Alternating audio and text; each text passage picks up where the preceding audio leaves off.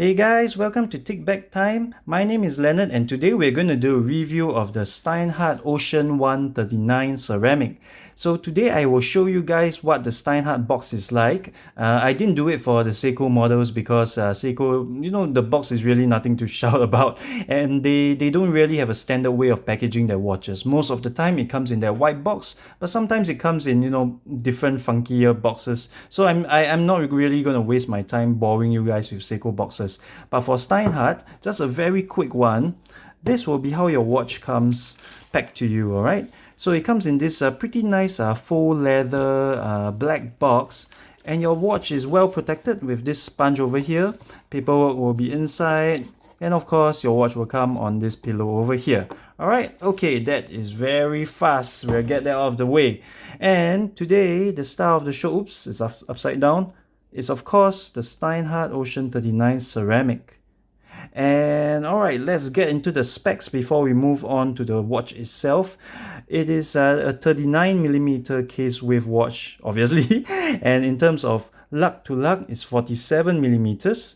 The lug width is 20mm, which tapers down to 16mm at the clasps, alright? In terms of thickness, it is 12mm thick. So this watch is a diverse watch with a ceramic bezel, as per the name.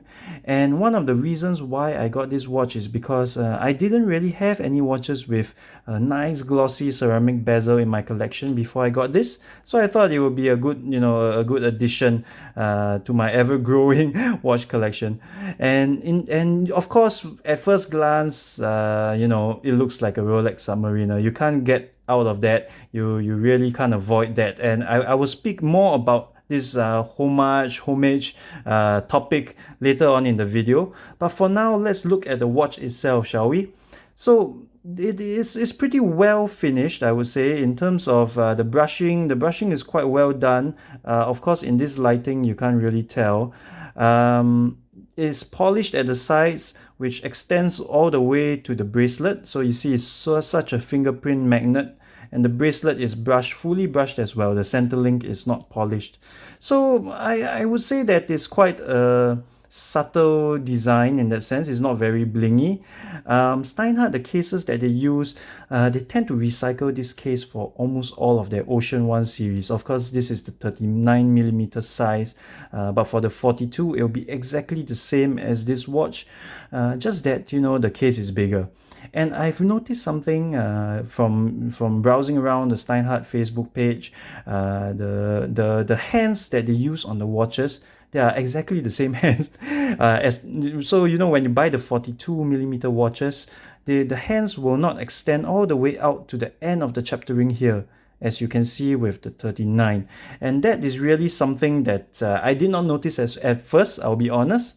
But now that I've realized that this is the case, I much prefer the hands extending as far out as they can. It just makes time telling that much easier. Okay, so for this watch, I have really mixed feelings about it, and it's not because of the homage issue, but it's because this bezel here, it is a 300 meter, a 300 meter dive watch.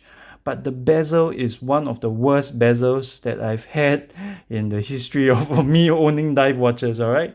So why do I say it's so bad? Right now it can turn pretty well, pretty fine.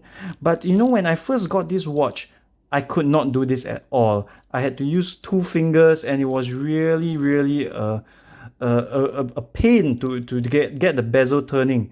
And because of this, what happened was I went online to look for solutions to loosen up the bezel, and some forumers, some other people who own this watch suggested to use dental floss to go underneath the bezel to clean out the gunk, and that's what I did.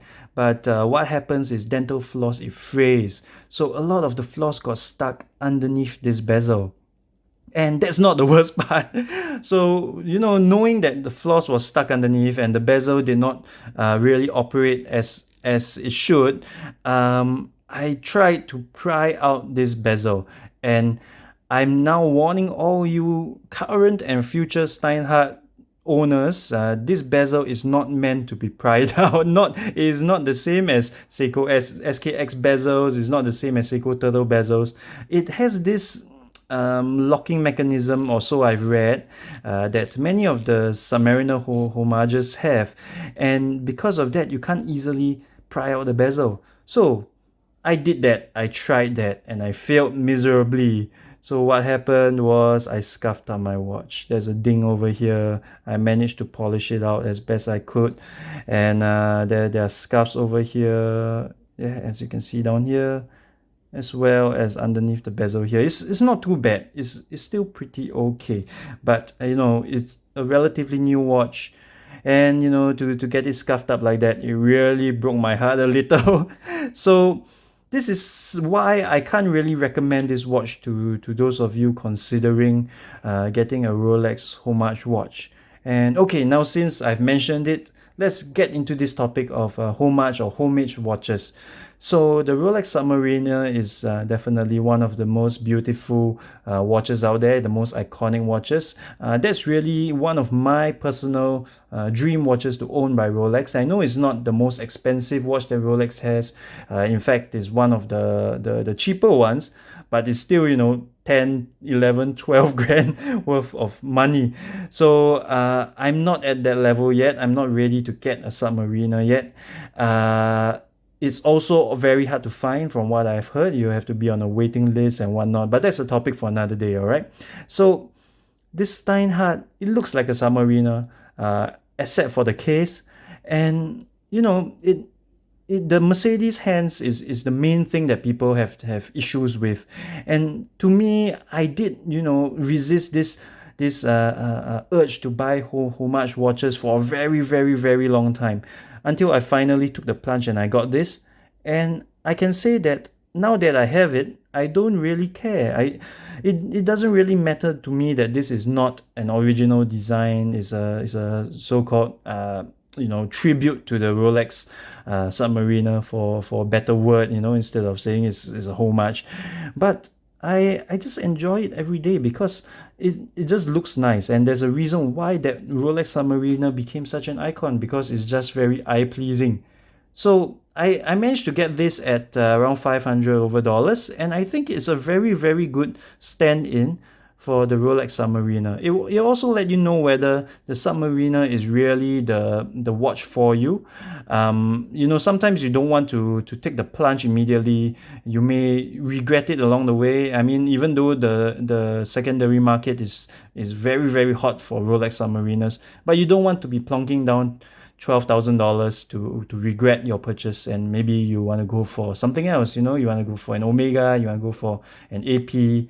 So this is really a good watch to let you know whether you like the style of the Submariner. In terms of this Cyclops over here, I know a lot of people have issues with it. They commented that this particular watch does not have a good enough Cyclops. It does not magnify the date enough. I really don't have any opinions on that. I just, you know, I don't care either way. To me, it's legible. I'm not old enough to be bothered by that. So I'm pretty contented with this watch on a whole, except for the bezel. I can't really recommend this watch because of that bezel. I've managed to get it to work pretty well now, but it's only through a lot of trial and error, and also damaging of my lugs. I've soaked it in water, I've ran soap over it, I've put lubricant on it, I've done everything humanly possible, and I'm just leaving it for now. I'm not sure when it will jam up again. So for that reason, I can't recommend this watch. But in terms of buying homage watches, I think there's no harm in doing so. Another reason why I wanted to get this watch is because most of the watches out there now, the modern watches are all, you know, 42 millimeters or at best 41 millimeters. But for this watch, 39 millimeters, it really helps me to understand whether I can appreciate a smaller watch. So all my watches have been very huge, and I think it fits very well on my wrist. It really looks very, very suitable for the office, It's not too blingy, I hope. But in terms of the size, let's focus on the size now. I think it's really a very, very good size. My so-called grail watch now would be the two-door Black Bay 58. And the reason why that is my grail is also because the Submariner is quite out of reach. But nevertheless, I hope that I can get the Black Bay 58 to wear every day to the office. And when I do so, I'll definitely be trimming down on my collection. So before that watch is a new 39mm watch, which is taking the market by storm. But I think I'm not alone when I say that we're all very, very, very scared to get small watches nowadays. All my watches have been really huge. The Hammerhead 2, the Seiko Sumo, which I'll be doing review in the next couple of weeks as well. These watches are all very, very, very large. And to go from those sizes down to 39mm is really not that easy. It's a mental barrier that you have to get over. So I decided to use this watch as a litmus test as well, as to whether I will appreciate and I will enjoy the two-door Black Bay 58. Of course, if eventually I may end up getting the normal Black Bay, the 41mm variant. And well, it could be due to the price, the Black Bay's the 58's availability now. So there are a lot of factors that come into play, but I think this watch would really help you understand whether you like the Submariner design, you like the 39mm size. I think it really is a very good so-called test watch for your future luxury watch purchases. That being said, I think it really can stand on its own. If you want to buy this watch as your only watch, I think it's also a very good choice. Just take note of the bezel issue. Some people may mind, some people don't mind. So if you don't care about the bezel, it's really a very, very good everyday wear. All right. So I must say I'm quite impressed with the Steinhart Ocean One 39 ceramic. Once again, this is Leonard. Thank you guys for tuning in. I'll see you on the next one.